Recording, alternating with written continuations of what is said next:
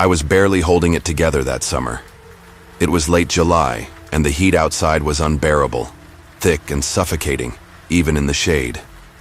Inside the Walmart supercenter, the air conditioning blasted cold, sending a shiver down my spine as I pushed a half-broken cart through the entrance. My 3 daughters trailed behind me, their little faces bright with excitement. To them, this wasn't a struggle. It was a shopping trip, a rare chance to pick out new clothes before school started. To me, it was a game of numbers, of stretching every dollar until it screamed. I gripped the handle of the cart tighter. I had exactly $734 in my bank account. Rent was due soon. Groceries were running low. And I knew this trip was going to hurt. Financially. "Mommy, can I get this one?" My 8-year-old Lily asked, holding up a pink t-shirt with glittery stars across the front. I forced a smile. "We'll see, sweetheart. Let's find the best ones first." I hated telling them no. It wasn't their fault we were in this position. For the next hour, we scoured the racks for clearance deals. I made sure to check every price tag twice, calculating in my head as we went. My 5-year-old Emma started getting restless, plopping down in the middle of the aisle with a dramatic sigh. Sophia, my oldest at 10, tried to keep her entertained, but I could tell she was losing patience too. Finally, we had what we needed. 5 shirts, 3 pairs of jeans, 2 dresses, and a cheap multi-pack of socks. I did the math one last time. It would be tight, but we could make it. I exhaled and wheeled the cart toward the registers. That's when everything started to go wrong. The checkout line was longer than I expected, snaking past the gum racks and impulse buy snacks. The girls were getting antsy, shifting from foot to foot. Lily clutched the pink t-shirt to her chest, silently begging me to say yes. I tried to ignore the growing knot in my stomach. I knew I didn't have a buffer. If the total was even a few dollars over, I'd have to start putting things back. Finally, it was our turn. The cashier, a tired-looking woman in her 50s, started scanning. The total climbed higher. $58.20, $63.95, $125s. I swiped my debit card. Declined. The blood drained from my face. I forced a laugh, pulling the card out to try again. That can't be right. Declined. I felt the weight of the people behind me, their impatience thick in the air. "Mom?" Sophia's voice was small. I stared at the screen, my mind racing. I had just checked my balance this morning. Did I forget about something? An automatic payment? A bank fee? The cashier gave me a look, kind but firm. "Want to try another card?" "This is all I have," I admitted, my face burning. Now I had to choose. Do I put back the socks, the dresses, Lily's pink shirt? That's when a voice behind me said, "I've got it." I turned around. An older man, maybe in his late 60s, stood behind me smiling. He was dressed neatly in a short-sleeved button-down and khaki pants. His white hair was combed back, his expression warm and reassuring. "Please," he said, "let me help. I hesitated. "I remember how tough it was when my kids were little," he continued, pulling out a Walmart gift card. "This should cover it." I swallowed. I didn't want to accept charity. But the look on Lily's face, clutching that pink t-shirt like it was the last spark of hope she had, made my decision for me. "Thank you," I said, my voice barely above a whisper. The man, he introduced himself as Paul, waved it off. "No trouble at all. Kids deserve to start school feeling good about themselves." The cashier swiped his gift card, and just like that, the clothes were paid for. I expected him to say goodbye and go on his way, but instead, he turned to me and said, "Listen, if you still need school supplies, I have some extra gift cards. Why don't we go grab them together?" Something about that didn't sit right with me. "Oh, that's okay," I said quickly. "You've already done so." "Much," Paul smiled. "It's no trouble. I can drive you over to the other Walmart down the road. They have a bigger selection." That made me pause. "Drive us?" I glanced at my girls. They were still beaming, excited about their new clothes. They weren't paying attention to what Paul was really saying. "I appreciate the offer," I said, forcing a polite tone, "but we should really get home." Paul hesitated, then let out a small chuckle. Ah, I get it. Stranger danger, right?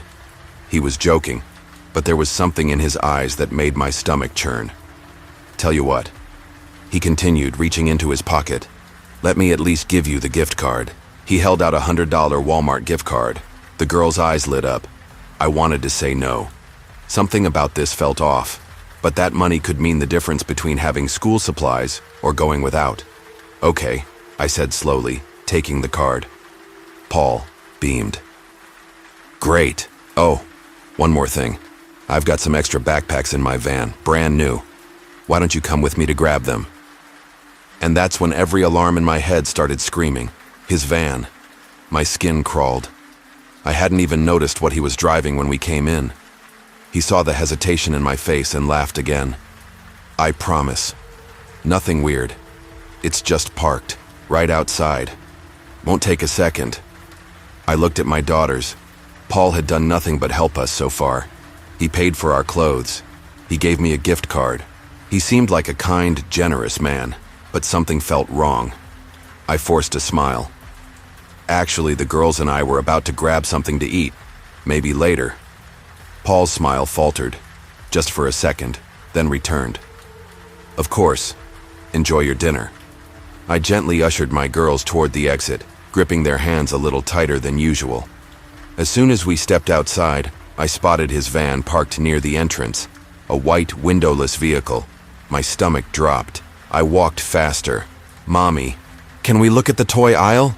Lily asked. Not now, I said, my voice sharper than I meant it to be. Something deep inside told me we needed to leave. Now. I glanced over my shoulder.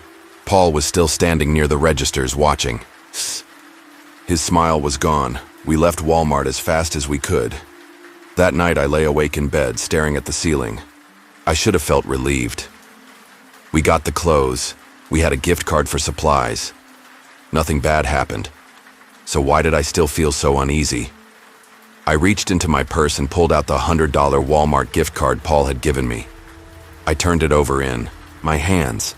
Then on impulse, I grabbed my laptop and looked up the balance online. My entire body went cold. He never meant for me to use it. He just wanted me to follow him. I slammed the laptop shut, my heart pounding in my chest. I didn't sleep that night. The next morning, I went back to Walmart. I needed to see if he was still there, if I had overreacted, or if I'd narrowly avoided something terrible. But Paul was gone. When I asked the cashier about him, she frowned. Are you sure? She said. I was working all night, and I don't remember anyone paying for your stuff. My blood ran cold. But you rang me up, I insisted. There was an older man behind me. He used a gift card. She shook her head. I remember your card getting declined, she said, but no one paid for you. You put everything back and left. I stood there frozen. That couldn't be right. I had the clothes. My girls had been excited about them, but the more I thought about it, the more I realized I didn't remember leaving with a bag. I looked down at my hands, shaking. I had Lily's pink t-shirt in the cart, but was it ever really mine? And if none of that happened, then where did I get the gift card? And more importantly, who the hell was Paul? I left Walmart in a daze, my mind a jumbled mess of confusion and fear. None of it made sense. Had I imagined it? No. My girls remembered the clothes. Lily had been holding that pink t-shirt in the store. I felt it in my hands. But if Paul never existed, if no one paid for me, then what the hell happened? I needed proof. I pulled out my phone and checked my bank account, expecting to see a negative balance. $742, the exact amount I thought I had before my card declined, like I had never stepped foot in Walmart at all. A sick feeling churned in my gut. My breathing turned shallow. I sat in my car, staring at the empty passenger seat, and whispered, "What's happening to me?" Then, as if in response, tap, tap, tap. A light knock on my driver's side window. I nearly jumped out of my skin. I turned, my head slowly, my pulse hammering in my ears. A man stood outside, not Paul. Younger, late 40s maybe. He wore a Walmart vest. His name tag read, Eric, assistant manager. I hesitated, then cracked my window an inch. Can I help you? Looked uneasy, like he wasn't sure how to start. You were in here last night, weren't you? My throat went dry. Yeah. Why? Eric glanced around the parking lot, then lowered his voice. I saw the cameras. Every hair on my body stood on end. What? He swallowed hard. I saw what happened. A heavy silence stretched between us. Paul, I whispered. Eric's face paled. There was no Paul. A chill crept up my spine. He looked over his shoulder again, then leaned in closer. You were talking to yourself. I felt my heart stop. What? I choked. Eric rubbed the back of his neck. I thought maybe you were on the phone at first, but then I watched the footage again. My hands gripped the steering wheel. You walked in alone, he continued. You stood in line alone. Your card declined, and then you just walked out. No one else was there. I shook my head. That's not possible. Eric hesitated. Look, I shouldn't even be telling you this, but weird things happen at night. People say they see things that aren't really there. I couldn't breathe. He took a step back. I don't know what you saw, but whatever it was, it left with you. A cold, crawling dread slithered through my veins. I looked at the passenger seat again, empty. But suddenly it didn't feel empty. I turned back to Eric, panic rising. You mean? But he was already walking away. I sat there, my fingers trembling over my lap, feeling the phantom weight of something I couldn't see. And then, in the rearview mirror, a white-haired man smiled from the back seat. Told you I'd help.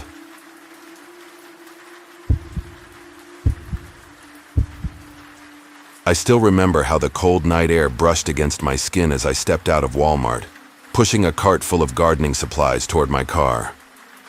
It was early spring, the kind of night where the wind still carried a bite, as if winter hadn't completely loosened its grip. My mom had sprained her wrist a few days earlier and needed help picking up things for her small backyard garden. She always had this tradition of planting fresh flowers every spring, and since she couldn't manage it herself this time, the task fell to me. The parking lot was only half full, the overhead lights casting long shadows across the pavement. As I unlocked my car and started loading bags of soil and seed packets into the trunk, from the corner of my eye, I caught a glimpse of someone walking past me. It caught me off guard. Something about his movement made me instinctively turn. He was a younger guy, maybe in his mid-20s, wearing a gray hoodie and black jogging pants, the kind of clothes someone might wear after finishing a workout. He had a shaved head, and at first glance, nothing about him seemed odd. He looked like any other person heading back to their car after a late-night shopping run. I didn't want to come off as rude for staring, so I gave him a polite nod and said, "Hey," then turned back to loading the trunk. That should have been the end of it. But just as I placed the last bag inside, I heard him speak. Was it you? I turned my head, slightly confused. Was what me? The guy just smiled. It wasn't a normal smile. Something about it felt off. You know, I let out a short chuckle, assuming he'd mistaken me for someone else. I think you've got the wrong person, man. I reached for the trunk to close it, but then I heard footsteps approaching. Something in my gut told me to turn around, again, and the second I did, my stomach dropped. The look on his face had completely changed. Gone was the weird, almost amused expression. His eyes now burned with something entirely different. Rage. His jaw was clenched so tight I could see the veins pulsing in his neck, his face turning a deep shade of red. Don't lie to me, he suddenly bellowed. You got me transferred because of you. I flinched at the outburst, my heart pounding. What the hell was he talking about? I think you really have the wrong guy, I stammered, holding my hands up in a way I hoped looked non-threatening. I don't know what you're talking about. But every word I said only seemed to fuel his anger. His breathing grew ragged, nostrils flaring like a bull about to charge. Then, right in front of me, he pulled something from his sleeve. A baton, one of those extendable kinds police use. With a sharp flick of his wrist, the metal rod snapped out, locking into place with a terrifying click. Then he came at me. Instinct kicked in before my brain could even process what was happening. I spun on my heel and bolted, weaving between parked cars as fast as I could. He was fast, way faster than I expected. I could hear his footsteps pounding the pavement behind me, the baton slicing through the air as he swung wildly, just inches from my back. "Call the police!" I screamed at the top of my lungs, hoping to catch the attention of the few remaining shoppers in the lot. But all I got were stunned stares. No one moved. No one pulled out a phone. They just stood there, watching. The only person who reacted was a security guard from the small movie theater across the street. I saw him sprinting toward us, yelling for the guy to stop. But instead of running away, the man chasing me turned his full fury on the guard. He swung the baton hard, missing the guard's head by inches. The security guy backed up, trying to find an opening to take him down. But every time he moved in, the lunatic lashed out again. It was in that brief moment, while the guy was distracted, that I saw my chance. I ran straight for the entrance of Walmart, hoping to get inside before he could come after me again. I barely made it through the automatic doors before I heard more shouting from outside. "Get on the ground!" I turned just in time to see 3 police officers rushing toward him, tasers drawn. One of them fired. The prongs hit the guy dead on, but he didn't go down. I've seen people get tased before. Usually they drop instantly, their muscles locking up as they hit the ground. But this guy, he just twitched. Then he laughed. He grabbed the wires and yanked them free before lunging at the officers. It took all 3 of them to bring him down. Even then, he kept thrashing and screaming, his words devolving into pure, unintelligible babble. It wasn't until they finally managed to get him cuffed and restrained that I let myself breathe again. One of the officers came over to take my statement. I could barely get my thoughts together, my hands still shaking. "Do you know him?" the officer asked. I shook my head. Never seen him before in my life. The officer sighed. "We've been getting calls about him for 2 days. He's been showing up at random places harassing people. We think he's off his meds." I swallowed hard. What happens to him now? The officer glanced over his shoulder, watching, as his colleagues loaded the guy into the back of a patrol car. "Depends. If he's got a history of mental illness, they'll probably send him for an evaluation. If not," he shrugged, "jail, most likely." I didn't know how to feel about that. The truth was, I didn't hate him. I didn't even feel angry anymore. Just sad. Whatever had happened in his life, whatever had caused him to snap like that, I knew it wasn't really about me. I was just in the wrong place at the wrong time. Still, I couldn't shake the thought of how close I'd come to serious harm, or worse. The next day, I bought myself a pocket knife just in case, because if there's one thing I learned it's that danger doesn't always come with a warning. Sometimes it just walks up to you in a parking lot and asks, "Was it you?"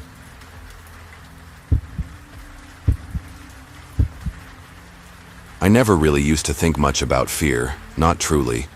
Sure, I was cautious. I locked my doors, stayed aware of my surroundings, and avoided dark alleys at night. But that kind of bone-deep terror, the kind that keeps you wide awake long, after midnight, your heart pounding at every tiny creak in the house, that was something I hadn't fully understood. Not until that night at Walmart. I was never the type to get easily spooked. My husband Daniel used to tease me about it, calling me fearless. But fearlessness is a fragile thing. Once it's broken, you never see the world the same again. We had moved to Rockford, a quiet town just outside Denver, Colorado, about a year ago. It was supposed to be a fresh start, a slower, simpler life. Daniel was an architect, always busy, often traveling, which usually left me alone with our 4-year-old daughter, Ellie. We had a nice little house, a solid routine. Life was peaceful. That night, Daniel had just returned from a long trip, and for the first time in months, he had a full 2 weeks off. We wanted to celebrate with a quiet night in, just movies and snacks. So, around 10 p.m., we drove to Walmart, only a few miles from home. It was a cold winter night, the kind that makes every breath sting in your lungs. The parking lot was half empty, dimly lit by flickering yellow lights. I remember stepping out of the car, pulling my coat tighter as Daniel lifted Ellie into his arms. The store was quiet, mostly empty except for a few late-night shoppers and employees restocking shelves. At the time, I didn't think much of it. I wish I had. Daniel wanted to check out the book section, so Ellie and I headed toward the snack aisle. She was chatty as ever, her tiny voice echoing between the shelves. "Can we get popcorn, Mama? The buttery one?" I smiled, brushing a stray curl from her face. "Of course, sweetheart." We reached the snack aisle, and as I scanned the shelves, Ellie suddenly froze. Her small hand lifted, pointing behind me. "Mama, that man." I turned. At first, I saw nothing. The aisle was empty. I frowned, kneeling beside her. "What man, baby?" She hesitated, then shook her head and clung to my coat. "He's gone." A chill ran down my spine, but I forced a smile. "Maybe he was just shopping, sweetheart. It's okay." She nodded slowly, but her eyes stayed fixed on something behind me. I brushed it off. I shouldn't have. Minutes later, as I grabbed a bag of chips, Ellie spoke again, this time barely above a whisper. "Mama, that clown mask." I turned again, and that's when I saw him. A man stood at the end of the aisle, staring at us. He wore a grotesque mask, the kind you'd find at a Halloween store. A wide, exaggerated grin stretched across it, the eye holes pitch black. His hair was long and unkempt, spilling messily over his shoulders. He raised his hand and waved, slow, deliberate. My stomach turned to ice. Every instinct screamed that something was wrong. There was no reason for him to be here, dressed like that, staring at my daughter. I scooped Ellie up, placing her in the cart. My pulse thudded in my ears as I pushed forward, heading toward the checkout, fast but not running. I had to find Daniel. I had to get out. I weaved through the aisles, my eyes darting nervously, heart thudding. I didn't want to look back, but I did. And he was still there, still following us. The mask was gone now, but that somehow made it worse. Without it, I could see his face. Thin, sharp features, eyes too wide, lips curled in a subtle smile. He wasn't shopping. He wasn't browsing. He was following us. I gripped the cart tighter, forcing my voice to sound calm. "Ellie, baby, do you still see that man?" She nodded, her little fingers clenching the metal frame. "He's behind us." I swallowed hard. Keep moving, keep moving. When I finally spotted Daniel near the magazine racks, I felt a rush of relief. He saw my face and reacted instantly. "What's wrong?" I turned slightly, just enough for him to see. "He's been following us." Daniel's face hardened. He wasn't easily shaken, but when it came to Ellie and me, he was fiercely protective. He stepped forward, placing himself between us and the man. "Can I help you?" The man smiled, tilting his head slightly. "Oh, just shopping." His voice was smooth, too casual. Daniel didn't budge. "Then stop following my wife and kid." The man didn't respond. Instead, his grin widened. Then he turned and walked away, disappearing down another aisle. For a moment, I exhaled, thinking maybe it was over. I was wrong. As we checked out, I glanced toward the store entrance, and my blood froze. He was standing by the exit, no mask, no disguise, just watching us. His long hair was gone, cut short and neat. He looked like an entirely different person, but it was him. I knew it was him. "Daniel," I whispered. He followed my gaze, his jaw tightening. "Let's go." We rushed to the car, strapping Ellie in as fast as we could. I kept my eyes on the store, my skin crawling with that awful, inescapable feeling of being watched. As Daniel started the car, I saw movement. The man had stepped outside. He was still watching. As we pulled out of the lot, he didn't move. He didn't wave. He didn't smile. He just stood there, eyes locked on us, silently watching us leave. And in that moment, I knew this wasn't over. That night I barely slept. Every shadow in the house felt too dark. Every creak in the walls felt too loud. Daniel tried to reassure me, said we were safe, but something in my gut said otherwise. The next morning I called Walmart. The manager told me security had checked the cameras, but the man never approached anyone else. He didn't steal anything. He didn't cause a scene. He was just there, watching, waiting. For weeks afterward, I couldn't shake the feeling of being followed. I changed our routines. I kept Ellie close. I checked the locks, twice, every single night. And then, 2 weeks later, I saw him again. I was sitting in a cafe sipping coffee when I glanced out the window across the street. He was there. No mask, no long hair, just him, watching. I grabbed my things, heart pounding, and when I turned back, he was gone. To this day, I still don't know who he was. I don't know what he wanted. I don't know if he's still out there, waiting, watching. But every now and then, I swear, I feel his eyes.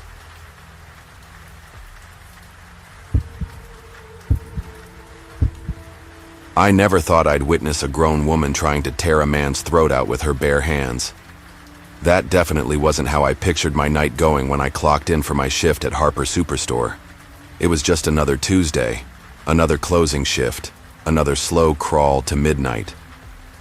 I figured I'd be restocking shelves, checking inventory, and making sure the night crew didn't slack off too much. But that was before I got the email. I've been working here for 7 years, long enough to know how things usually go. We're always understaffed, underpaid, and barely holding it together, thanks only to a handful of people who still actually care. Martha Perry was one of them. Martha wasn't like the other cashiers. She wasn't here just for the paycheck. She took pride in her work, knew every regular by name, and somehow managed the self-checkout better than most of the younger hires who couldn't even be bothered. She was old, pushing 70, but still sharp as ever. She didn't move as quickly as she used to, but she showed up every single day, rain or shine, without a single complaint or sick day. I respected her. Hell, I liked her. She reminded me of my own grandmother before she passed. So when I saw the email from Regional, I knew it couldn't be good. From Ryan Adams, Regional Manager. Subject, payroll adjustments. Josh, it has come to my attention that you have an employee by the name of Martha Perry, who has been on payroll for approximately 90 days. As you are aware, company policy dictates that employees who pass the 90-day threshold qualify for benefits, effective immediately. Regional management has enacted a policy to restrict any increase in benefit-eligible employees to reduce costs. Unfortunately, this means Martha Perry must be removed from payroll before she qualifies. Please ensure this is handled before the next pay cycle. Thank you for your cooperation. I stared at the screen, hoping I had read it wrong. Fire her? That's what they wanted me to do? Fire a woman who had given everything to this place?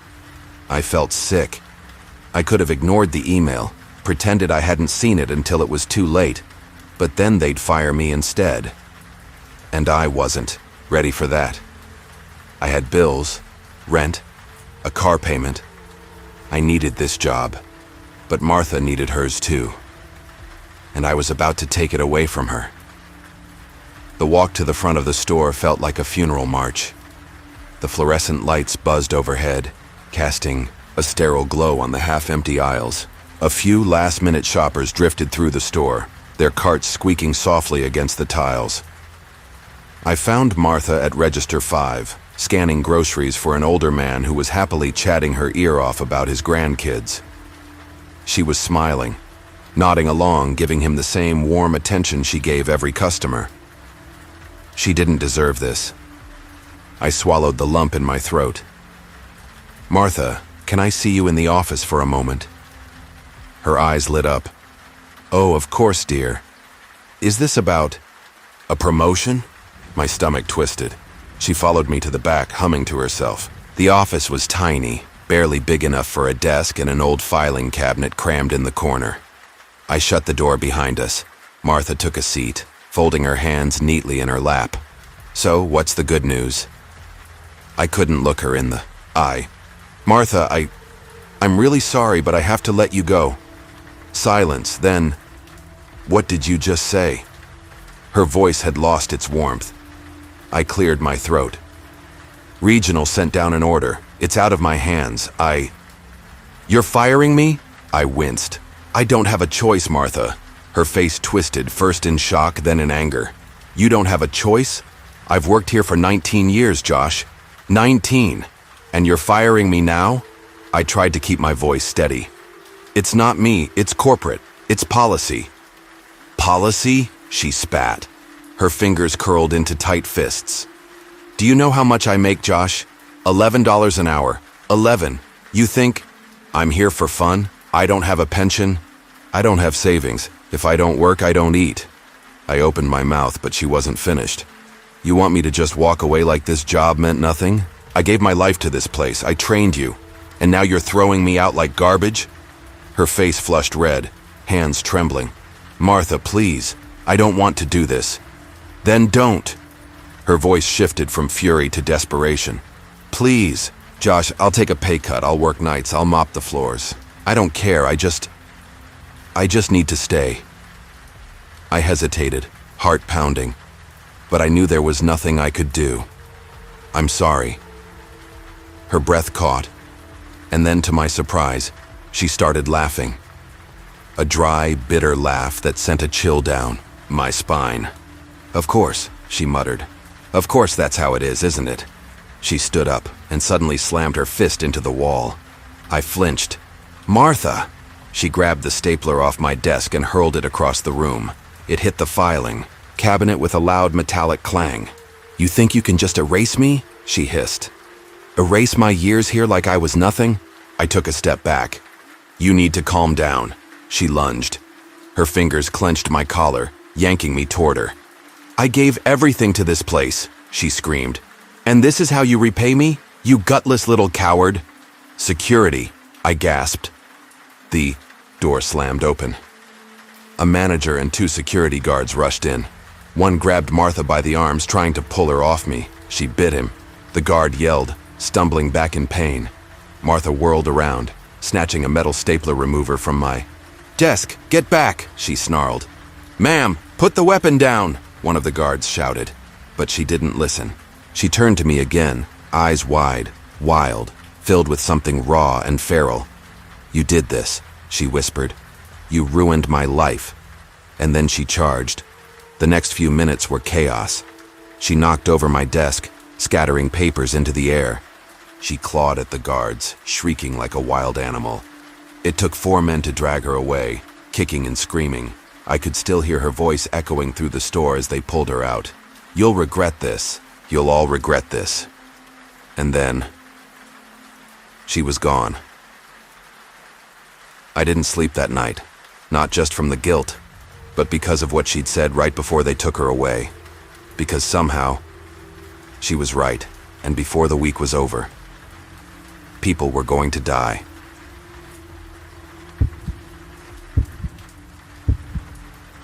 I was never a big fan of Walmart. Too many people, too many strange faces, too much chaos. But convenience sometimes wins over comfort. And that night, it was all that really mattered. The rain had been coming down hard, a relentless storm pounding the streets. I'd just finished a long shift at work, and the last thing I wanted was to be out in that weather.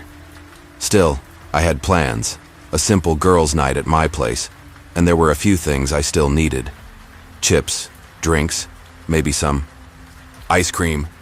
I figured I'd swing by the Walmart near my job, grab the essentials, and get back home as quickly as possible. I should have just gone straight home. The parking lot was a mess, puddles swallowing potholes, headlights slicing through the downpour in blurry streaks.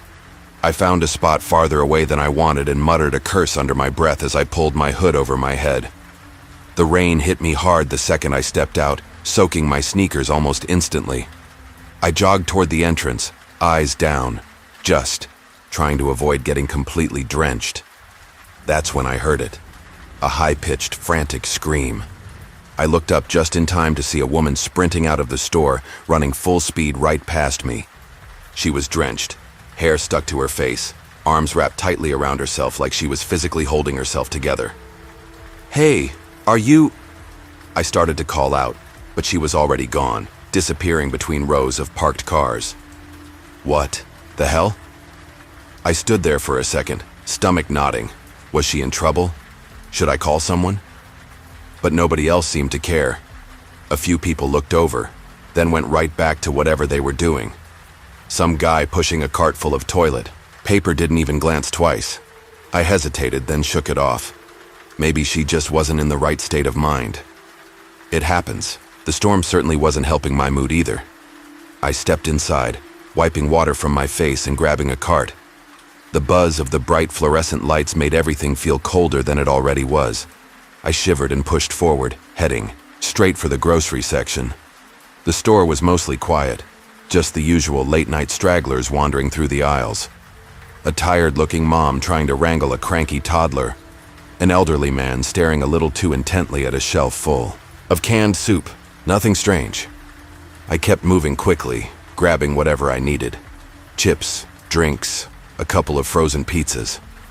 I was in the snack aisle, stuck between sour cream and onion or barbecue, when I felt something wet drop onto my head. I flinched. What the hell? I reached up, fingers combing through my hair. Whatever it wasn't just water. It was slimy, thicker than rain. My stomach turned. I looked up, half expecting a leaking pipe or broken ceiling tile. But there was nothing. Just more rows of buzzing fluorescent lights stretching across the aisle. I wiped my hand on my jeans with a grimace and tried to shake it off. Probably just water from the AC or something. I grabbed the sour cream and onion and moved on. But a few aisles later, it happened again. Only this time, it was worse. I felt the splatter hit the top of my head, sliding down my forehead before I even had time to react. I gasped, stumbling forward, almost dropping my basket. My hands flew up, desperately trying to wipe it away. It wasn't water. It was thicker, stickier, and it had a sour, almost rotten smell. Panic gripped my chest. My breathing went shallow as I frantically wiped at my face, my fingers coming away, coated in a milky, sticky substance. My stomach churned. No. I was shaking now, breath ragged, nerves on edge. I turned my head, scanning the store. What is this? Where the hell is it coming from? And that's when. At first, I didn't even register what I was seeing. Just a flicker of movement, something shifting near the top of the shelves. My brain didn't process it right away, but as my eyes adjusted, I saw him. A man. He was crouched on top of the shelves, staring straight down at me with the widest, most disturbing grin I'd ever seen. A chill ran down my spine. He was watching me, and in his hand, he held a small plastic syringe. I didn't even get a chance to react. Before I could move, he squeezed it. Another splatter of that disgusting white substance landed right on my shoulder, streaking my jacket. I screamed. I didn't think. I just reacted. The sound ripped out of me involuntarily. I stumbled back, nearly knocking over a display of cereal boxes. My stomach churned as I saw the man laughing. He wasn't just some deranged stranger. He was doing this on purpose. My legs finally responded. I spun around and bolted. I didn't care about my cart, the groceries, nothing. I just ran, lungs burning, heart hammering. I burst toward the front of the store, gasping for air, panicked and shaking. I nearly collided with a Walmart employee near the registers. Hey, what? There's a man, I choked out, pointing behind me toward the aisles. There's a man up there, I couldn't even get the words out. The employee stared at me like I'd completely lost my mind. What? I turned quickly, expecting to see him still perched up there, but he was gone. My pulse spiked. He was right there, I stammered, pointing again. He was squirting stuff at me. It was disgusting. I gagged, wiping at my jacket, feeling bile rising in my throat. The employee's expression shifted from confusion to repulsion. Okay, security. I nodded frantically. Yes. A few minutes later, security showed up. They questioned me, then split up to search the aisles. I waited near the front, trembling, stomach knotted in a tight, sick twist. The Walmart employee handed me a wad of paper towels, but I still felt filthy. Then, After what felt like an eternity, one of the guards radioed in. "We found him." I turned just in time to see them escorting him past me. It was him. The man from the shelves. He didn't even resist, just walked calmly with the guards, that same twisted grin still stretching across his face. As he passed me, his eyes locked onto mine. "You liked it, didn't you?" he said. I nearly vomited. He laughed, low and gleeful, as they pushed him out of the store. I stood frozen, unable to move, heart thudding in my ears. Later, I found out his name, Timothy Blake. He'd been doing this for months. Dozens of women had reported similar encounters. He would follow them, wait until they were isolated in an aisle, then use syringes to squirt them with his own bodily fluids. I felt sick, violated. Even after they took him away, I couldn't shake the feeling of his eyes burning into me. That night, I scrubbed myself raw in the shower, but I still felt unclean. I never went back to Walmart again. Not after that. Not after him. And the worst part? I still don't know how long he'd been watching me before I finally saw him.